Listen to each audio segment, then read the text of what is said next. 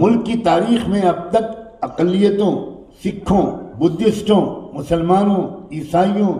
لنگایتس، O B Cs, schedule caste کے لوگ، tribal لوگ، قبائلی لوگ، ان سب کے مفادات کے خلاف بہت سے بل پیش ہو چکے، بہت سے قانون منظور ہو چکے، لیکن میں اپنی معلومات کی روشنی میں کہتا ہوں 1947 آزادی کے بعد سے بھارت میں اتنا ظالمانہ قانون بنانے کی کبھی کوئی کوشش نہیں کی گئی جتنا ایک وقف امینڈمنٹ بل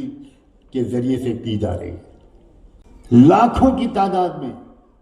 بلکہ کروڑوں کی تعداد میں پوری دنیا میں رہنے والے انڈین مسلمانوں کی طرف سے جواب جانا چاہیے۔ سخت سیاسی دباؤ کے بعد حکومت مجبور ہوئی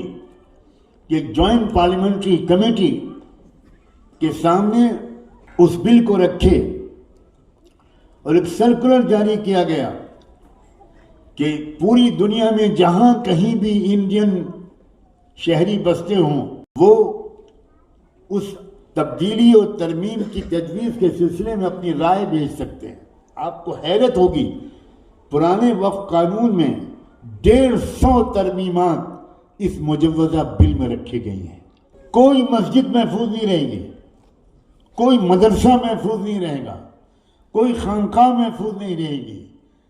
کوئی قبرستان محفوظ نہیں رہے گا اگر یہ قانون منظور ہو گیا، ایکٹ بن گیا۔